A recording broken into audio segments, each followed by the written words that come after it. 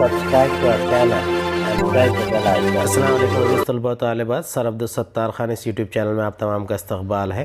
9th Urdu question answer غزل number 6 ہے، مجروح سلطان پوری نے لکھی ہے۔ سوالات کے جوابات اور سرگرمیاں دیکھیں گے۔ چلیے شروعات کرتے ہیں۔ سوال نمبر 1، نیچے دیے ہوئے لفظوں میں غیر متعلق لفظ تلاش کیجئے۔ پہلا، میں کش، ساقی، مدرسہ، محفل۔ دوسرا، تسنیم، زمزم، جنت، حور۔ تیسرا، گل، گلستان، شبنم، صحرا۔ چوتھا، جام جم، موج صبا، جوئیں رواں، چشمہ زمزم۔ پہلے کا جواب ہے میں کش، ساقی، مدرسہ، اس میں سے محفل۔ دوسرا، تسنیم، زمزم، جنت، اس میں سے حور۔ تیسرا، گل، گلستان، شبنم، اس میں سے صحرا۔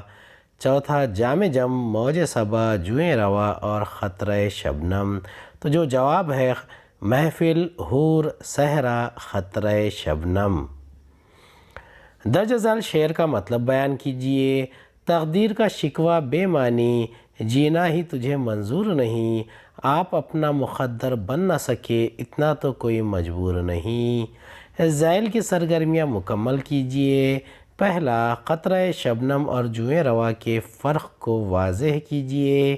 دوسرا، غزل کے حوالے سے محفل اہل دل کی خصوصیت بیان کیجئے۔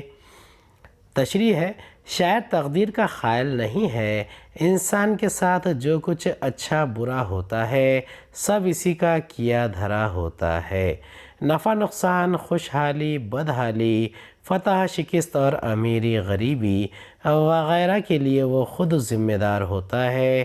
اس لیے شاعر کہتا ہے کہ اگر تو جینا چاہتا ہے تو تقدیر کا شکوہ کرنے کی بجائے خود اپنی تقدیر بن۔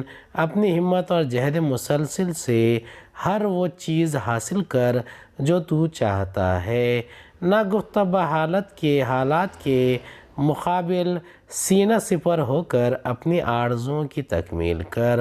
خود کو کمزور اور مجبور سمجھ کر حالات کے سامنے گھٹنے مت ٹیک۔ سوال نمبر 3 کے دوسرے کا پہلے کا جواب ہے قطرہ شبنم جامد و ساکت ہوتا ہے، اس میں نہ روانی ہوتی ہے اور نہ جوش روانی۔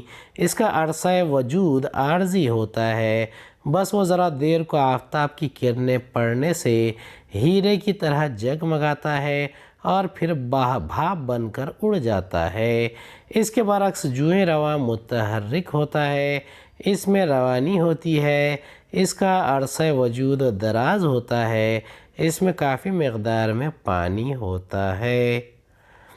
دوسرے کا جواب ہے محفل اہل دل کا یہ دستور ہوتا ہے کہ اس میں تمام انسانوں کو برابر کا درجہ دیا جاتا ہے، کسی کے ساتھ بھید بھاؤ نہیں کیا جاتا۔ اس بزم میں رنگ و نسل اور دین و مذہب کی کوئی تفریق نہیں ہوتی، نہ کوئی چھوٹا ہوتا ہے اور نہ کسی کو بڑا سمجھا جاتا ہے، نہ کوئی امیر ہوتا ہے اور نہ کوئی غریب۔ تمام لوگوں میں ایک قدر مشترک ہوتی ہے اور وہ قدر انسانیت کی ہوتی ہے۔ تیسرا سوال نمبر 3 ہے انسان کو آزاد رہنے کی تلقین کرنے والا شعر کو نقل کیجئے۔ چوتھا، کہتا ہے مگر یہ عزم جنوں صحرا سے گلستان دور نہیں، اس مصرعے کو نثر میں تبدیل کیجئے۔ تیسرے کا جواب ہے یہ محفل اہل دل ہے، یہاں ہم سب میکش ہم سب ساقی، تفریق کرے انسانوں میں اس بزم کا یہ دستور نہیں۔ چوتھے کا جواب ہے لیکن عزم جنوں کہتا ہے کہ صحرا سے گلستان کا فاصلہ بہت دور نہیں ہے۔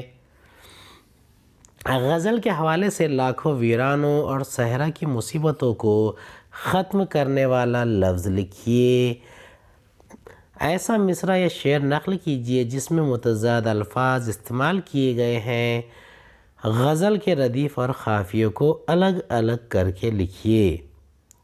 پہلے کا جواب ہے لاکھوں ویرانوں اور صحرائی مصیبتوں کو ختم کرنے والا لفظ عزم جنوں ہے۔ دوسرا، وہ مصرعہ جس میں متضاد الفاظ استعمال کیے گئے ہیں۔ سنتے ہیں کہ کانٹے سے گل تک ہے راہ میں لاکھوں ویرانے، کانٹے اور گل یہ متضاد الفاظ ہے۔ تیسرا ردیف نہیں، قافیے منظور، مجبور، دستور، حور، چور، دور،